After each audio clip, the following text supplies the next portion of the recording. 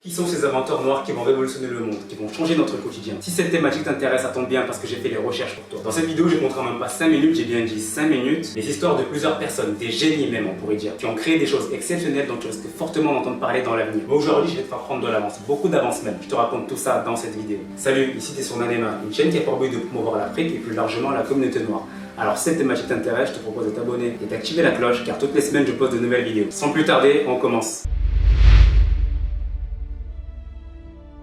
L'Afrique est un continent qui regorge de génies et d'inventeurs. Et le premier dont je voudrais te parler aujourd'hui est William Kakwamba. L'histoire de notre premier inventeur se produit dans un petit village au Malawi. William, à peine âgé de 14 ans, va créer une invention qui va changer à tout jamais la vie des habitants de son village. Et bien plus encore. Avant de parler de son invention, partons du commencement. William est né dans un village qui avait d'énormes problèmes d'accès à l'eau et à l'électricité. La population du village utilise le bois comme source d'énergie, qui augmente malheureusement énormément le gaz à effet de serre et la déforestation. La famille de William, elle utilise le kérosène comme source de lumière, qui produisait d'énormes fumées qui rendaient ses sœurs malades. En 2001, la sécheresse et la famine se propagent au sein du village. William devra soudainement arrêter l'école et se contenter d'un seul repas par jour, qui se fera le soir et qui sera composé de bouillie de maïs.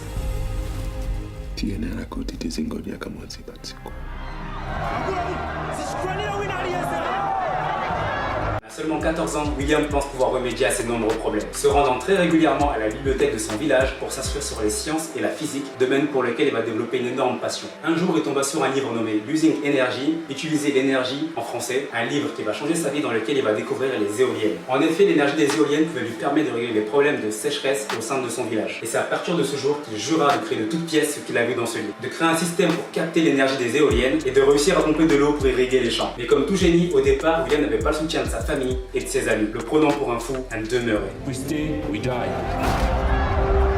No. With electricity, we can plant in the dry season. Antu wakufa kudziwa zimenezo?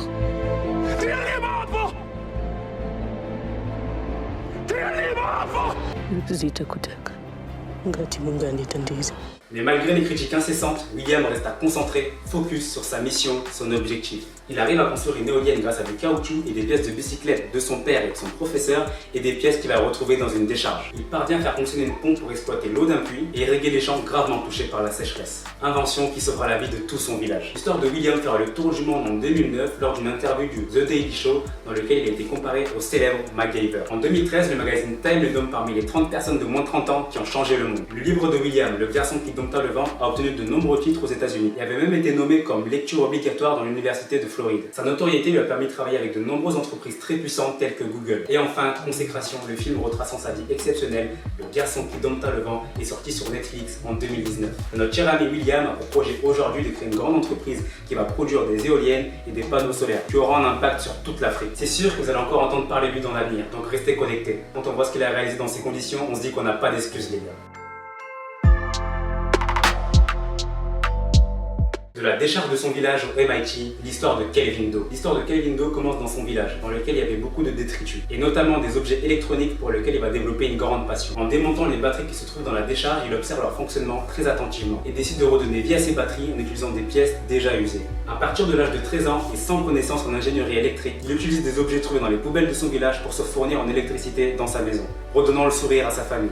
La population ayant de grands besoins d'électricité, il le sollicite également pour fournir tout le village en électricité. Pour sa première tentative, il utilise du soda, du métal et de l'acide, combinant le tout dans une tasse, afin de scotcher l'ensemble des composants pour faire sa première batterie. Il a ensuite construit un générateur pour sa maison. Le même générateur électrique qu'il a fabriqué lui-même lui permet aussi de faire fonctionner une station radio, objet très demandé dans le village. Tout cela en utilisant un baladeur CD, une table de mixage et une antenne qu'il fabriquera lui-même. Il anime lui-même une station FM pour tout son village. N'est-ce pas magnifique? C'est à ce moment qu'il utilise le pseudonyme de DJ Focus. Écouter de la musique à tous les membres de son village et explique pour quelles raisons il a créé une radio pour sa communauté. Avoir une radio dans notre communauté, cela nous permet de débattre des problèmes affectant notre village, mais aussi le Sierra Leone dans son ensemble. À seulement l'âge de 13 ans, Kelvin Doe ou DJ Focus, comme vous voulez, arrivait déjà à subvenir aux besoins de tout son village, en lumière et en électricité, en créant des batteries avec des objets trouvés dans une décharge. Elle va réussir à conscientiser toute sa communauté sur les divers problèmes socio-économiques de son village, mais aussi de son pays. Ayant réussi à mettre au point une station radio de ses propres mains, il devient une vraie star locale. L'histoire pourrait s'arrêter ici, mais ce n'est que le début de l'ascension de notre DJ.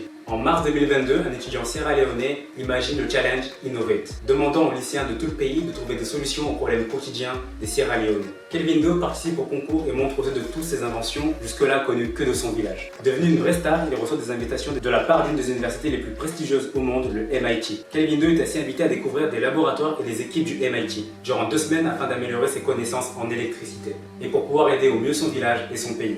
En 2012, il part à New York participer au forum World Maker Faire, aux côtés des plus grands innovateurs du pays. Il va également rencontrer le président de l'université d'Harvard.